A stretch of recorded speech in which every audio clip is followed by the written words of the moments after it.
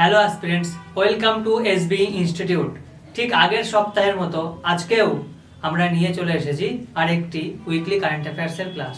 তো ঠিক আগের দিনের মতোই আজকের ক্লাসটাও খুব সুন্দরভাবে তোমরা দেখবে। তারপরে আমরা কিছু কোশ্চেন অ্যাটেম্প করব। তো বেশি দেরি না করে শুরু করা যাক আজকের ক্লাস। সবার প্রথমে দেখব নয়াদিল্লি ঘোষণা, এআই ইম্প্যাক্ট সামিট 2026। নয়াদিল্লিতে এআই ইম্প্যাক্ট সামিট 2026, এই সামিটে বিশ্বের 89টি দেশ পার্টিসিপেট করেছিল এবং এই যে একটি নতুন ঘোষণা, এই যে নয়াদিল্লি ঘোষণা, নিউ দিল্লি ডিক্লারেশন স্বাক্ষর করা হয়েছে। আচ্ছা, কি কারণে এই ঘোষণাতে স্বাক্ষর করা হয়েছে? তার কারণটা হচ্ছে এটি সবার জন্য, এআই মানে এআই ফর অল, এই বিষয়টা নিশ্চিত করার জন্য একটা নতুন পদক্ষেপ নেওয়া হয়েছে এই দিল্লি ডিক্লারেশনের মাধ্যমে। ইম্পর্ট্যান্ট একটা ফ্যাক্ট হচ্ছে যে এই ডিক্লারেশনে একটা দর্শন, একটা মোটো বলা যেতে পারে, যেটা ছিল সর্বজন হিতাই সর্বজন সুখাই, অর্থাৎ সবার কল্যাণ ও সবার সুখ। ভীষণ ইম্পর্ট্যান্ট, এইটা মনে রাখতে হবে। আচ্ছা, কি লক্ষ্য এই ডিক্লারেশনের? এআই ডিভাইড বা বৈষম্য দূর করা এবং কম্পিউটিং পাওয়ার ও ডেটার মতো সম্পদগুলোকে বিশ্বব্যাপী ছড়িয়ে দেওয়া, অর্থাৎ সবাই যাতে আমরা এআই এর সুযোগ সুবিধাকে ইউটিলাইজ করতে পারি এক প্রকার। নেক্সট, ফ্লোরিয়ানা দ্বীপে দানব কচ্ছপের পুনরুত্থান। কোন কচ্ছপ? গ্যালাপাগোস জায়ান্ট টর্টাইলস কচ্ছপ, এই যে এই কচ্ছপ। আচ্ছা, কোন দ্বীপে? এই নামটা মনে রাখতে হবে, ফ্লোরিয়ানা দ্বীপে। কতগুলি কচ্ছপ ছাড়া হয়েছে? 158টি কচ্ছপ। 158টি কচ্ছপ ছাড়া হয়েছে, এই ফ্যাক্টটা তো ইম্পর্টেন্ট। আর একটা ফ্যাক্টও ইম্পর্টেন্ট, সেটা হচ্ছে যে এগুলো হচ্ছে হাইব্রিড দানব কচ্ছপ। এই কচ্ছপগুলোর মধ্যে কি, এই যে এই হাইব্রিড কচ্ছপগুলোর মধ্যে 150 বছর আগের বিলুপ্ত হওয়া প্রজাতির ডিএনএ আছে। এই জন্যে এই নিউজটা ভীষণ ইম্পর্টেন্ট হয়ে যায়, আর এই সংখ্যাটা তো ইম্পর্টেন্ট ভীষণ। আচ্ছা, এই দ্বীপপুঞ্জটি কোথায় অবস্থিত? প্রশান্ত মহাসাগরে অবস্থিত, ইকুয়েডরের উপকূল থেকে 1000 কিলোমিটার পশ্চিমে অবস্থিত। ভীষণ ইম্পর্টেন্ট একটা ফ্যাক্ট।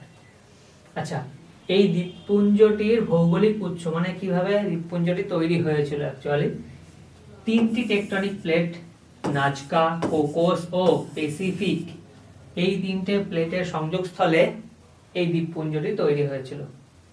আচ্ছা, 1978 সালে ইউনেস্কো হেরিটেজ সাইটের মর্যাদা পায় এই দ্বীপপুঞ্জটি, ফ্লোরিয়ানা দ্বীপপুঞ্জ। ভীষণ ইম্পর্টেন্ট কোশ্চেন আসতেই পারে এর থেকে। নেক্সট, প্রহার, ভারতের প্রথম জাতীয় সন্ত্রাস বিরোধী নীতি। ভারত সরকার সন্ত্রাসবাদ মোকাবিলা একটা পদক্ষেপ নিয়েছে, যেখানে সুসংহত গোয়েন্দা ভিত্তিক অর্থাৎ ইন্টেলিজেন্স লেড নীতি প্রহার উন্মোচন করেছেন। প্রহার নামটা ভীষণ ইম্পর্টেন্ট হয়ে যায়, তার কারণ এই প্রহারের প্রত্যেকটা শব্দ এক একটি মিনিং বা ওয়ার্ডকে রিপ্রেজেন্ট করছে। এই যে 7টি স্তম্ভ: prevention, response, aggregation of capacities, human rights based process, attenuation of radicalizations, aligning international cooperation আর রিকভারি। আচ্ছা, মূল লক্ষ্য কি? সন্ত্রাসবাদী ইকোসিস্টেমকে মানে পুরোপুরি নষ্ট করে দেওয়া, যেমন অর্থায়ন মানে ফান্ডিং, নিয়োগ, রিক্রুটমেন্ট বন্ধ করার চেষ্টা করা, কট্টরপন্থা ও সাইবার নেটওয়ার্ককে বন্ধ করার চেষ্টা করা, এই কাজগুলোই করবে। Next, Versailles cathedral, UNESCO Asia Pacific heritage award 2025-এরটা দেওয়া হলো 2026-এ। কোন ক্যাথেড্রাল? এই যে এই চার্চ। এটি কোথায় অবস্থিত? মহারাষ্ট্রে, ভার্সায় অবস্থিত। 1600 শতাব্দীর এই চার্চ, নাম কি? Our Lady of Grace cathedral.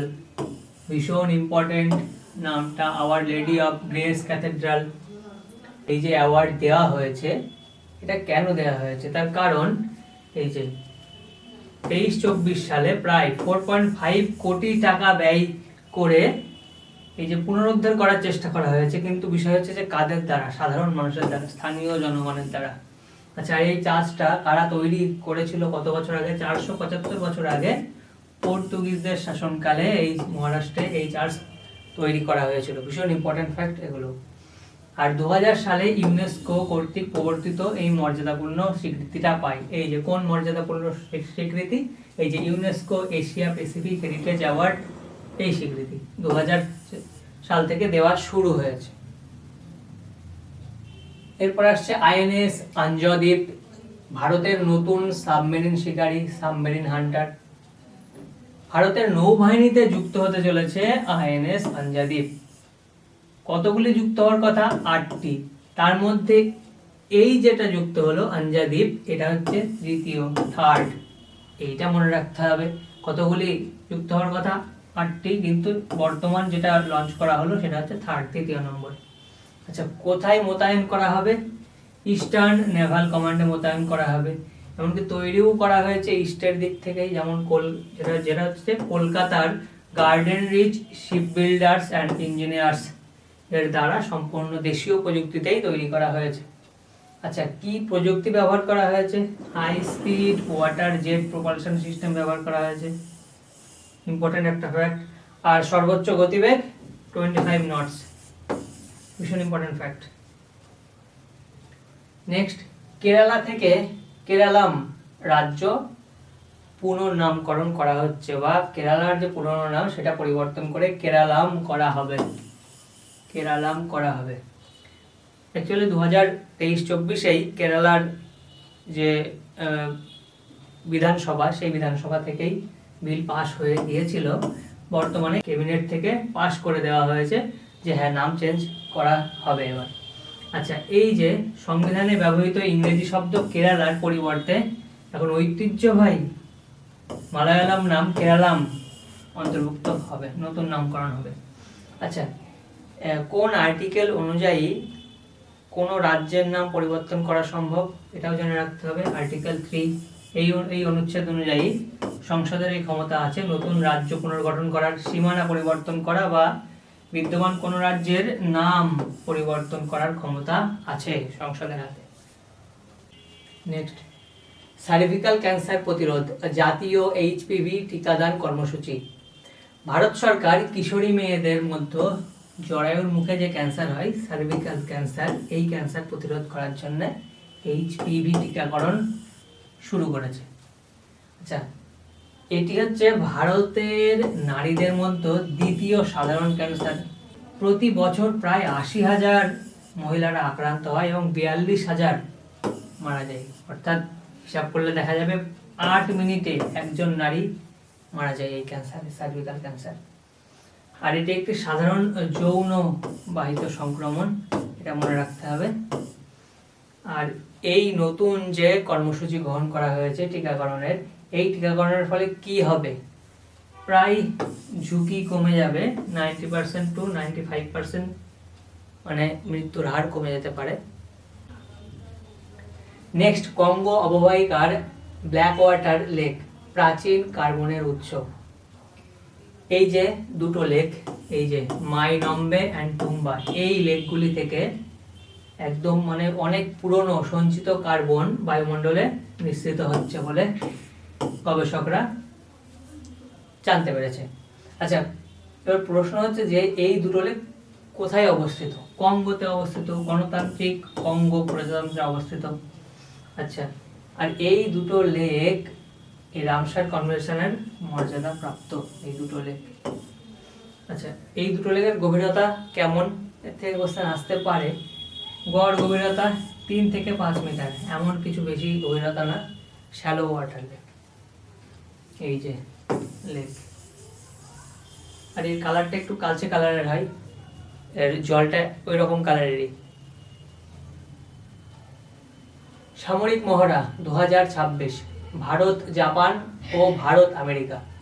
আচ্ছা, প্রতিরক্ষা সহযোগিতা বৃদ্ধির লক্ষ্যে ভারত সম্প্রতি 2টি গুরুত্বপূর্ণ সামরিক মহড়া শুরু করেছে। একটি হচ্ছে ধর্ম গার্জিয়ান আর একটা হচ্ছে বজ্র প্রহার। কোন দেশের সাথে কোনটা, এইটা ভালো করে মনে রাখতে হবে। একটা হচ্ছে এক্সারসাইজ ধর্ম গার্জিয়ান, যেটা এটা হচ্ছে ভারত ও জাপানের মধ্যে।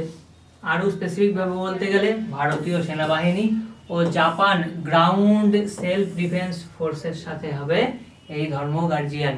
ভীষণ ইম্পর্টেন্ট। এইরকম ভাবে ডাইরেক্ট জিজ্ঞেস করতে পারে যে জাপানের কোন ফোর্সের সাথে এই সামরিক মহড়া চলছে। আচ্ছা, ভেন্যু অর্থাৎ কোথায় এই মহড়াটা চলবে? চৌবাটিয়া, উত্তরাখণ্ডে অবস্থিত। তারপরে এক্সারসাইজ বজ্র প্রহার, এটা ভারত ও মার্কিন যুক্তরাষ্ট্রের মধ্যে হবে, ভারতীয় সেনাবাহিনীর সাথে আর ইউএসএ গ্রিন বেরেটস এর সাথে। আর এর ভেন্যুটাও জেনে রাখতে হবে, বকলো, যেটা হিমাচল প্রদেশে অবস্থিত। ভীষণ ইম্পর্টেন্ট, বিশেষ করে এই ভেন্যু কোথায় সংগঠিত হবে এই মহড়া। Next, speaker of the Knesset medal, Bharat Israel সম্পর্কের নতুন স্বীকৃতি। এই নেসেট মেডেল দেওয়া হয় কোন দেশ থেকে? ইসরায়েল থেকে। ইসরায়েল পার্লামেন্টের পক্ষ থেকে দেওয়া হয় এই মেডেল, সর্বোচ্চ সম্মান ইসরায়েল পার্লামেন্ট থেকে দেওয়া। এটি ইসরায়েলের এক কক্ষ বিশিষ্ট জাতীয় আইনসভা। কোনটা? এই নেসেট। প্রদানকারী, এই পদকটি প্রদান করেন নেসেটের স্পিকার। নেসেটের স্পিকার, বর্তমান নেসেটের স্পিকারের নামটাও আমরা পাশাপাশি জেনে নেব, যেহেতু প্রধানমন্ত্রীকে দেওয়া হয়েছে সেই জন্য ওই নেসেটের বর্তমান স্পিকারের নামটাও ভীষণ ইম্পর্টেন্ট হয়ে যায়। আমির ওহানা, ভীষণ ইম্পর্টেন্ট। উদ্দেশ্যটা কি? ইসরায়েল এবং ইহুদি জনগণের সাথে সম্পর্ক উন্নয়নে বিশেষ অবদান রেখেছেন যেই সমস্ত ব্যক্তি, তাদেরকেই দেওয়া হয় এই মেডেল। অর্থাৎ এর উদ্দেশ্যটাও মনে রাখতে হবে যে কি কারণে অ্যাকচুয়ালি দেওয়া হয়। নেক্সট, চন্দ্রশেখর আজাদ, ভারতের এক নির্ভীক বিপ্লবী। 2026 সালের 27শে ফেব্রুয়ারি এই দিনটিতে তাকে স্মরণ করা হয়ে থাকে, তার কারণ এই দিনে তিনি মারা যান যুদ্ধ করতে করতে।